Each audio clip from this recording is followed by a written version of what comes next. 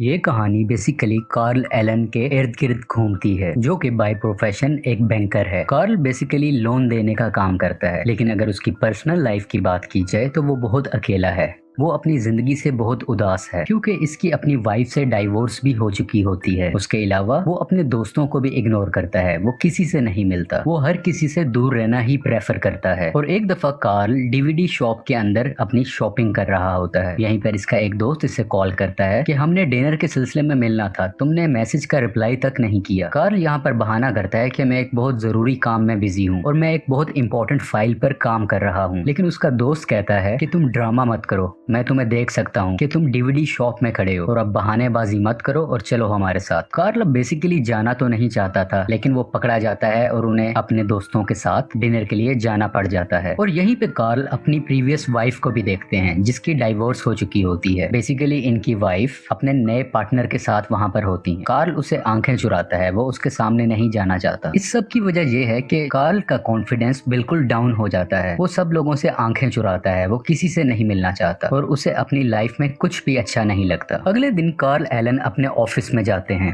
वहां पर उनके सीनियर ऑफिसर आते हैं और कहते हैं कि तुम्हें पता है ना कि ऑफिस में प्रमोशन की बात चल रही थी, लेकिन अनफॉर्चुनेटली वो प्रमोशन तुम्हें नहीं मिला। और कार्ल जवाब में कहता है कि कोई बात नहीं, ये सब होता रहता है, और खास तौर पे मेरी लाइफ में। क्योंकि कार्ल बहुत मायूस हो चुका होता है, बहुत डिप्रेस होता है, और ऐसी बातें उसकी लाइफ में होना एक आम सी बात थी। और ऑफिस के अंदर ही कुछ रैंडम लोग कार्ल से लोन लेने के लिए आते हैं। उनके कुछ डॉक्यूमेंट्स मिस होते हैं, जो कि सॉफ्ट कॉर्नर रख के लोन दिया जा सकता था, लेकिन कार्ल उन लोगों को इनकार कर देता है कि आपके डॉक्यूमेंट्स मिसिंग है, यानी कि कार्ल उन्हें नो बोल देता है। और उसके अलावा कार्ल के जानने वाले जब उसे फोन भी करते हैं तो वो जानबूझकर फोन नहीं उठाता, क्योंकि उसे किसी से बात नहीं करनी होती। लंच के वक्त कार्ल का एक पुराना दोस्त उसे आके मिलता है और वो उसे कहता है कि मुझे खुशी हुई कि तुम अभी तक इस बैंक में काम कर रहे हो। जब कार्ल अपने दोस्त से पूछता है कि तुम क्या कर रहे हो, दोस्त बताता है कि मैं पूरी दुनिया घूम रहा हूँ क्योंकि मैं हूँ यस मैन। और इसके साथ ही वो कार्ल को एक ब्राउचर दिखाता है और वो उसे बताता है कि ये सेमिनार कंडक्ट होने वाला है और तुम लाजमी इस सेमिनार में जाओ। साथ में ये भी कहता है कि मुझे पता है तुम अपनी जॉब और इस लाइफ से खुश नहीं हो, ये पत्थर लो और बैंक का शीशा तोड़ दो। जिसके जवाब में कार्ल फिर से नो बोलता है और कहता है कि मैं ऐसा नहीं कर सकता, क्योंकि कार्ल के लिए हर चीज में नो बोलना एक कॉमन सी बात हो गई थी। और इसका दोस्त कहता है अब यही बात तुम मुझसे पूछो। कार्ल जब कहता है कि क्या तुम इस बैंक का शीशा तोड़ना चाहते हो, तो वो दोस्त हंसते हुए कहता है कि यस, और वो शीशा तोड़कर वहां से भाग जाता है। और वहां से भागते हुए वो कार्ल को कहता है कि जिस जगह का ब्रोशर मैंने तुम्हें दिया है वहां पर तुम लाजमी जाना, अपनी लाइफ को एंजॉय करो, तो अपनी जिंदगी को जियो, लाइफ एक बार ही मिलती है। असल में अब तक की बात की जाए तो कार्ल की जिंदगी में सबसे ज्यादा लफ्ज इस्तेमाल होने वाला नो है, यानी वो हर चीज में नो बोलता है। इसी वजह से उसने लोन रिजेक्ट किया, इसी वजह से अपने दोस्तों को झूठ बोला, और भी बहुत सी बातों में वो नो का इस्तेमाल करता है। लेकिन अब भी कार्ल अपनी प्रीवियस वाइफ को मिस किया करता है, और यहाँ पर वो अपनी वाइफ को कॉल करता है और उसको बताता है कि मैं तुम्हें मिस कर रहा हूँ। लेकिन उसकी एक्स वाइफ कहती है कि मैं अपने पार्टनर के साथ कहीं बाहर जा रही हूँ, और कार्ल मुस्कुराते हुए कहता है कि हाँ, तुम्हें जाना चाहिए, तुम्हारी जिंदगी है, और फोन डिस्कनेक्ट हो जाता है। इवन हम अब ये भी देखते हैं कि उसके बहुत अच्छे दोस्त की एंगेजमेंट पार्टी होती है और वो उसकी एंगेजमेंट सेरेमनी में भी नहीं जाता, और उसका दोस्त उससे शिकायत करता है कि अगर तुम खुद को नहीं बदलोगे तो ऐसा नहीं चलेगा और मैं तुमसे कभी बात नहीं करूंगा। वो दोस्त कार्ल से नाराज हो जाता है और वहां से चला जाता है। कार्ल सोचता है कि उस सेमिनार में जाने में हर्ज नहीं है, और वो उस सेमिनार में पहुंच जाता है। इस सेमिनार का नाम यस सेमिनार होता है, और यहीं पर उसका वो दोस्त भी मिलता है जिसने उसको ब्राउचर दिया था कार्ल के बैंक के सामने। अब इस सेमिनार में हम मोटिवेशनल स्पीकर को देखते हैं, जो कि सब लोगों से पूछते हैं कि इस सेमिनार में पहली दफा कौन आया है। कार्ल का दोस्त उसकी तरफ इशारा करते हुए कहता है कि ये मेरा दोस्त है और ये पहली दफा आया है। इस चीज को देखते हुए मोटिवेशनल स्पीकर कार्ल को कहते हैं कि come on, come to stage. वो उसे स्टेज पर बुलाते हैं, लेकिन कार्ल कहता है नो नो थैंक यू, मैं यहाँ पे बिल्कुल ठीक हूँ। मोटिवेशनल स्पीकर कहते हैं कि तुमने क्या कहा, नो? यहाँ पर नो कोई भी नहीं बोलता, और उसके आसपास बैठे हुए सब लोग कार्ल को no man no man no man कहना शुरू कर देते हैं। मोटिवेशनल स्पीकर कहता है कि अगर तुम मेरे पास नहीं आते तो मैं तुम्हारे पास आ जाता हूँ, और वो जल्दी से भागता हुआ कार्ल के पास आ जाता है। वो उसको देखते हुए कहता है कि तुम अपनी जिंदगी में बिल्कुल भटके हुए हो, तुम अकेले हो, ना तुम्हारा कोई दोस्त है, ना कोई गर्लफ्रेंड, ना कोई साथी। कार्ल इसके जवाब में कहता है कि मेरी जिंदगी बहुत टफ है, आप नहीं समझते मैं किन हालात से गुजरा हूँ। मोटिवेशनल स्पीकर कहते हैं कि तुम मुझसे एक वादा करो और खुद से भी कि आज के बाद से तुम अपनी जिंदगी की हर अपॉर्चुनिटी में, जिंदगी की हर बात में तुम यस कहोगे, नो कभी नहीं कहोगे। यहाँ पर कार्ल पे इतना प्रेशर होता है कि वो कुछ और बात कर ही नहीं पाता और वो उसको कह देता है कि हाँ मैं यस ही कहूंगा, और वो सबके सामने यस कह देता है। सेमिनार के बाद कार्ल जब बाहर आता है तो एक आदमी उसे लिफ्ट मांगता है कि तुम मुझे फलां जगह तक छोड़ दोगे। कार्ल बेसिकली नो कहने वाला होता है, लेकिन उसी वक्त उसका वही दोस्त आ जाता है और वो उसको कहता है कि हाँ जरूर कार्ल तुम्हें छोड़ देगा, और वो कार्ल को कहता है कि इसे कहो यस, और कार्ल मजबूरन यस कह देता है। सफर के दरमियान वो लिफ्ट लेने वाला आदमी कार्ल को कहता है कि क्या तुम्हारे पास फोन है, मैं वो इस्तेमाल कर सकता हूँ। कार्ल उसे भी यस कह देता है और वो फोन पर लंबी लंबी कॉल्स करने लगता है। थोड़ी देर में उसकी जगह आ जाती है जहाँ पर उसने उतरना था। वो उसे कहता है कि तुम्हारे पास कुछ पैसे हैं। अब कार्ल नो बोलना चाहता है, लेकिन वो उस सेमिनार की वजह से कहता है कि ओके मैं तुम्हें पैसे दे देता हूँ, यानी कि वो यस करता है और वो उसे अपने सारे पैसे भी दे देता है। खैर उस शख्स को छोड़ के कार्ल अपने घर की तरफ चल पड़ता है। रास्ते में उसकी गाड़ी खराब हो जाती है। अब ना तो उसके पास पैसे हैं क्योंकि वो सारे पैसे उस बंदे को दे चुका था। उसके अलावा उसकी फोन की बैटरी भी डेड हो जाती है क्योंकि वही शख्स बहुत लंबी कॉल्स कर रहा था जिसकी वजह से बैटरी डेड हो चुकी है। कार्ल यहाँ से पैदल नियरेस्ट पेट्रोल पंप के पास जाता है और अपना क्रेडिट कार्ड स्वाइप कर कर एक खाली डब्बे में पेट्रोल भर रहा होता है ताकि वो उस पेट्रोल को ले जाए और गाड़ी में डालकर अपने घर जा सके। लेकिन पेट्रोल भरते हुए वहाँ पर एक लड़की आती है। वो लड़की बाइक पर बैठे हुए कार्ल की फोटो खींच लेती है और वो उसे मुस्कुराते हुए कहती है कि शायद तुम्हारी गाड़ी का पेट्रोल खत्म हो गया है, अगर तुम्हें मुनासिब लगे तो मैं तुम्हें छोड़ सकती हूँ तुम्हारी कार तक। और कार्ल कहता है यस, और वो उसकी बाइक पर बैठकर अपनी गाड़ी तक पहुंच जाता है। बेसिकली इस लड़की का नाम एलिसन है। एलिसन मजीद कार्ल से पूछती है कि क्या तुम ठीक हो। कार्ल अपने मुंह में बोलते हुए ये कहता है कि हाँ मैं ठीक हूँ, बस मुझे एक किस चाहिए। बेसिकली वो अपने मुंह में ही बोल रहा होता है, वो ऊंची आवाज में नहीं कहता है, लेकिन इसकी ये बात ये लड़की एलिसन सुन लेती है और वो उसके चेहरे पे किस करके वहां से चली जाती है। और कार्ल इस चीज को देख के बहुत खुश हो जाता है और वो ये सोचने लगता है कि ये सब कुछ जो हुआ सिर्फ यस बोलने की वजह से हुआ, क्योंकि अगर मैं उस भिखारी को लिफ्ट ना देता तो ये सब कुछ ना होता, ना ही ये लड़की मिलती। और कार्ल ये फैसला कर लेता है कि मुझे अब हर चीज में यस ही बोलना है। अभी ये वो बातें सोच ही रहा होता है कि उसके बॉस की कॉल आ जाती है। ये दिन सैटरडे का होता है जो कि छुट्टी का दिन है, लेकिन उसका बॉस कहता है कि ऑफिस में कुछ काम है, क्या तुम आ सकते हो। और कार्ल कहता है कि यस, और वो अपने ऑफिस में पहुंच जाता है। ऑफिस के अंदर एक औरत आती है जो कार्ल को बताती है कि मैं एक छोटा सा केक बनाने का बिजनेस करती हूँ और मुझे अपने बिजनेस के एक्सपेंशन के लिए कुछ लोन चाहिए। हालांकि इनका बैंक छोटे लोन्स नहीं दिया करता, लेकिन कार्ल ने फैसला कर लिया होता है कि वो हर चीज पर यस बोलेगा और नो से दूर रहेगा। और उस औरत की बात को सुनते हुए उसका लोन एक्सेप्ट कर लेता है, यानी कि उसको लोन दे देता है। इसके अलावा वो अपने पुराने दोस्तों से भी मिलने जाता है। वो उन्हें बताता है कि मैं अपनी जिंदगी में चेंज लेके आ गया हूँ, अब मैं हर चीज को यस कहता हूँ और मैं काफी अच्छा फर्क फील कर रहा हूँ। और इस चीज का फायदा उठाते हुए उसका दोस्त मजाक में वेटर्स को बुलाता है और उसको कहता है कि यहाँ पर ड्रिंक्स और खाना लाना बंद मत करना क्योंकि सारा का सारा बिल हमारा दोस्त कार्ल देगा। क्या कार्ल तुम बिल दोगे ना। और कार्ल कहता है यस। कार्ल यहाँ पर बहुत ड्रिंक करता है और नशे की हालत में बहुत नाचता है, कूदता है और गाता है। उसने लाइफ में ऐसा कभी एंजॉय नहीं किया जैसा कि आज रात वो कर रहा है। नेक्स्ट मॉर्निंग आ जाती है और कार्ल की एक नेबर जो कि एक ओल्ड एज लेडी है वो उसके पास आती है। वो उसे कहती है कि क्या तुम मेरे घर का एक शेल्फ ठीक कर दोगे। कार्ल उसका घर का शेल्फ ठीक करता है, लेकिन उसी दरमियान ये ओल्ड लेडी कार्ल को सेक्सुअली हैरेस करने लगती है और कार्ल कहता है नो नो ऐसा कुछ नहीं होगा हमारे दरमियान, और कार्ल वहां से बाहर भाग आता है। लेकिन वो जब बाहर की तरफ आ रहा होता है तो वो सीढ़ियों से गिर जाता है और उसे थोड़ी सी चोट भी लग जाती है और उसी वक्त एक कुत्ता भी आकर कार्ल को काटने वाला होता है। कार्ल सोचता है कि जब तक मैं यस बोल रहा था सब कुछ ठीक चल रहा था, लेकिन अब मैंने नो बोला तो मैं ऑलमोस्ट अपनी हड्डी तोड़वाने वाला था और एक कुत्ता मुझे काटने वाला था। तो वो इरादा करता है कि मुझे अब हर चीज में यस ही बोलना है। अब कार्ल मुकम्मल तौर पर चेंज हो चुका है, वो किसी भी चीज को नो नहीं कहता। इसके अलावा उसकी लाइफ में बहुत सी चेंजेस आती हैं, जैसे कि वो गिटार बजाना भी सीखता है, प्लेन भी उड़ाता है और इसके अलावा कोरियन लैंग्वेज भी सीखने लगता है। इसके अलावा कार्ल के अपने बॉस से कुछ रिलेशन ज्यादा अच्छे नहीं थे, लेकिन अब वो रिलेशन भी अच्छे होने लग जाते हैं। As a loan officer Carl के पास जितने भी लोग लोन लेने आते हैं वो उन सबको लोन देता है, चाहे वो लोन कितना भी हो, वो लोन छोटा हो या बड़ा हो, वो किसी को नो नहीं बोलता। और सब लोग कार्ल की सर्विसेज से बहुत खुश होते हैं और इसी वजह से बहुत से लोग इसी बैंक में आते हैं और कार्ल से ही लोन लेते हैं। एक दिन अपने ऑफिस से घर जाते हुए रास्ते में से एक आदमी नजर आता है जो हर रोज इस जगह पे खड़ा होता था और कार्ल हमेशा उसे नो कहता था क्योंकि वो आदमी कहता था कि मेरा एक बार है, वहां पर आप जरूर आएं। आपको पसंद आएगा। और कार्ल हमेशा से उसे नो कहा करता था, लेकिन क्योंकि अब कार्ल यस कहता है तो वो उस आदमी का ब्राउचर देखते हुए कहता है कि यस, मैं जरूर आऊंगा तुम्हारी बार में, तुम बहुत अच्छा काम कर रहे हो। और रात को कार्ल उसी बार में चला जाता है। वहाँ पर जाकर वो देखता है कि वही लड़की एलिसन वहाँ पर मौजूद है। ये वही लड़की है जिसने उसे लिफ्ट दी थी और उसे किस भी की थी।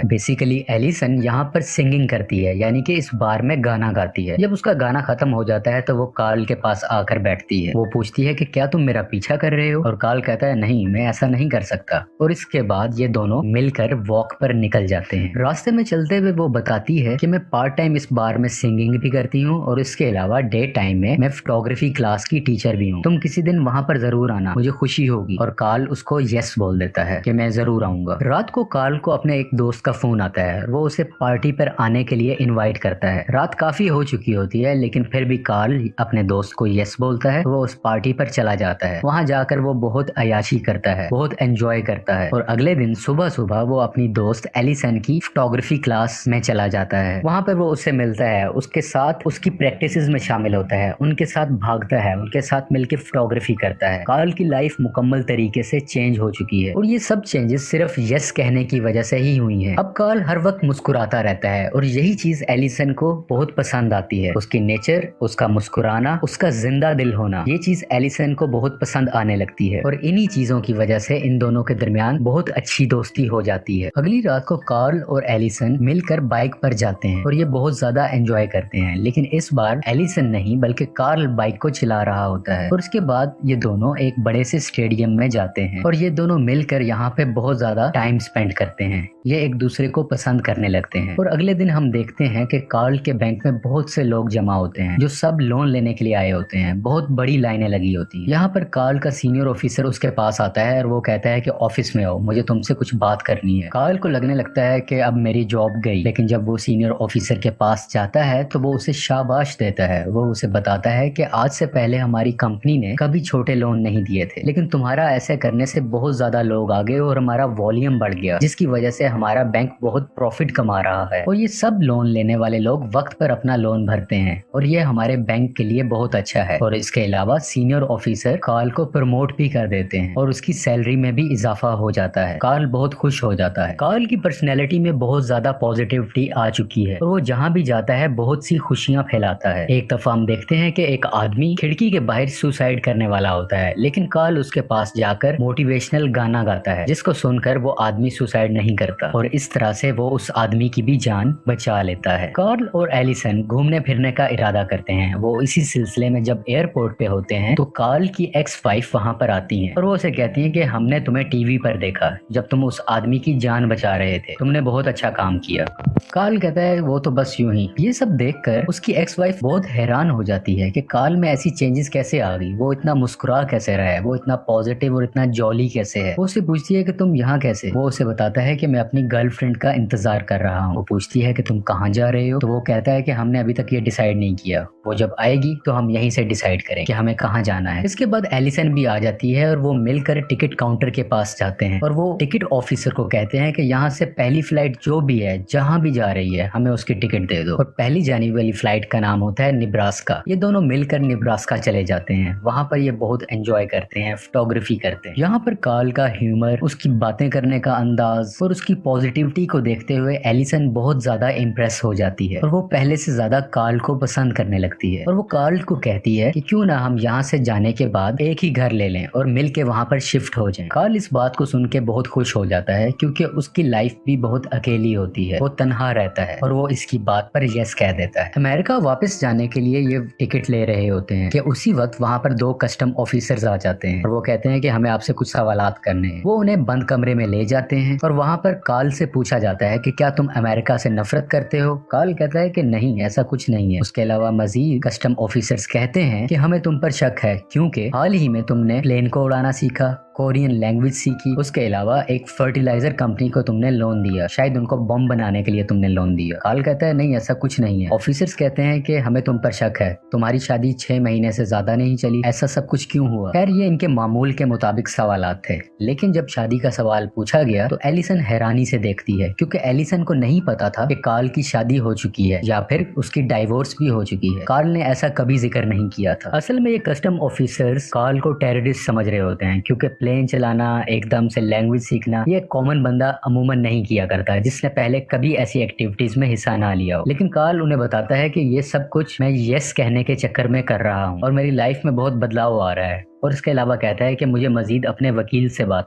यहाँ पर उसका दोस्त वकील आ जाता है और वो उन्हें उस सेमिनार का बताता है कि उस सेमिनार के चलते हुए मेरा क्लाइंट हर चीज पे यस कहता है, जिसकी वजह से उसकी जिंदगी में बहुत पॉजिटिविटी आई है और इसलिए उसने ये सब एक्टिविटीज की। और दूसरी तरफ एलिसन को लगने लगता है कि कार्ल ने जितनी भी बातें उससे की हैं या उसने यस का जवाब दिया है तो वो सिर्फ उस सेमिनार की वजह से दिया है। वो एक्चुअल में शायद यस नहीं कहना चाहता था, लेकिन मजबूरन उसने मेरी हर बात पे यस बोला और इसलिए वो उसके साथ घूमने गया था और इसलिए उसने उसके साथ रहने के लिए यस भी कहा। वो समझने लगती है कि कार्ल मुझसे झूठ बोलता आया है आज तक और वो उससे नाराज होकर वहां से चली जाती है। और एलिसन के जाने से एक बार फिर से कार्ल की लाइफ डिप्रेस हो जाती है। वो उसे हर वक्त मिस करता है, वो उसे फोन करने की भी कोशिश करता है लेकिन वो फोन नहीं उठाती। वो उसे बार में भी जाकर मिलता है लेकिन एलिसन उसे वहां भी नहीं मिलती। और एक बार फिर से कार्ल अकेला हो जाता है, तन्हा हो जाता है। एक दिन कार्ल की एक्स वाइफ उसे कॉल करती है और वो उसे कहती है कि तुम मुझसे आके मिलो, मुझे कुछ जरूरी बात करनी। जब कार्ल अपनी एक्स वाइफ के पास जाता है तो वो बताती है कि मेरा पार्टनर, मेरा बॉयफ्रेंड, मेरा उससे ब्रेकअप हो चुका है और मैं अब उसके पास बिल्कुल नहीं जाना चाहती। मैं तुम्हें फिर से पसंद करने लगी हूँ, मैं तुम्हारे साथ दोबारा जिंदगी गुजारना चाहती। लेकिन कार्ल उसे इनकार कर देता है क्योंकि वो कहीं ना कहीं एलिसन से प्यार करने लगा है और वो वहां से चला जाता है। उसने अपनी एक्स वाइफ को नो कहा होता है, इसलिए अब इसके ज़हन में एक वहम सा आ जाता है कि अब उसकी लाइफ में सब कुछ बुरा होने लग गया है और बुरा होता रहेगा। और इसी परेशानी के आलम में वो उसी मोटिवेशनल स्पीकर के पास जाता है जिसने इसे यस कहने के लिए मोटिवेट किया था। कार्ल उस मोटिवेशनल स्पीकर की गाड़ी के पीछे वाली सीट पर छुप जाता है, जो कि उसको नहीं पता होता। और जब ये गाड़ी चला रहा होता है तो कार्ल एकदम से पीछे से निकलता है और उसे आके कहता है घबराना मत, मैं कार्ल हूँ। लेकिन मोटिवेशनल स्पीकर डर जाता है, घबरा जाता है और कार उसके कंट्रोल में नहीं रहती और वो दूसरी गाड़ी से टक्कर मार लेता है, यानी कि एक्सीडेंट हो जाता है। और एक्सीडेंट की वजह से ये दोनों ही हॉस्पिटलाइज हो जाते हैं। यहाँ पर कार्ल को जब होश आता है तो वो अपने मोटिवेशनल स्पीकर से कहता है कि आपको ये रूल बदलना पड़ेगा कि हर चीज पर यस कहना होता है। मोटिवेशनल स्पीकर कहता है कि ऐसा कोई रूल नहीं है, मैंने तुम्हें सिर्फ इसलिए कहा था क्योंकि तुम मेरी बात नहीं सुन रहे थे। जरूरी नहीं है कि हर बात पर यस कहा जाए और तुम्हें यस सिर्फ तभी कहना चाहिए कि जब तुम्हारा दिल उस चीज को माने। तुम्हारा दिल जब कहे तभी तुम्हें यस कहना चाहिए। कार्ल इस बात को सुनता है और कहता है कि अब मैं बिल्कुल समझ चुका हूँ और वो अपने दोस्त से टाइम पूछता है और ये टाइम एलिसन की फोटोग्राफी क्लासेस का होता है। और कार्ल फौरन हॉस्पिटल से उसी हुलिये में एलिसन के पास पहुंच जाता है। वो एलिसन से मिलके कहता है कि मैंने आज तक तुम्हें जितनी बार भी यस कहा वो मैंने दिल से कहा था, हमेशा सच बोला था, सिवाय एक चीज को छोड़ के कि जब तुमने मुझसे पूछा था कि नेब्रास्का से वापसी पर हम दोनों साथ रहेंगे, तो उस वक्त मैंने बगैर कुछ सोचे यस कह दिया था, क्योंकि मैं वहां पर काफी हद तक घबरा गया था। ये जिंदगी के बड़े फैसले होते हैं और हमें सोच समझ कर फैसला लेना होता है, इसलिए मैं घबरा गया था और मैंने ये झूठ में यस बोला था। लेकिन मैंने जितने भी यस बोले वो बाकी सब सच थे। एलिसन कहती है कि मुझे कैसे पता चलेगा तुम कौन से यस पे सही कह रहे हो और कौन से यस पे गलत कह रहे हो। बात को बदलते हुए कार्ल कहता है कि अगर मैं ये यस कहना ना शुरू करता तो क्या मैं तुमसे मिलता, और अगर मैं ये ना भी कहता और मैं तुमसे मिल भी जाता तो जैसा मैं पहले था तुम मुझे बिल्कुल पसंद ना करती, बल्कि मुझे कोई भी पसंद नहीं करता था। तुम अपनी जिंदगी को बहुत एंजॉय करती हो, तुम जो करना चाहती हो वो तुम करती हो। लेकिन ये बात भी सच है कि मैं तुमसे प्यार करता हूँ और बहुत प्यार करता हूँ, तुम्हें खुश रखूंगा। और एलिसन भी मुस्कुराती है और उसको कार्ल पर यकीन आ जाता है। उसे मुकम्मल यकीन होता है कि कार्ल अब सच में यस कह रहा है, वो सच में उसे प्यार करने लगा है और दोनों एक दूसरे को गले लगा लेते हैं और इस मूवी की हैप्पी एंडिंग हो जाती है।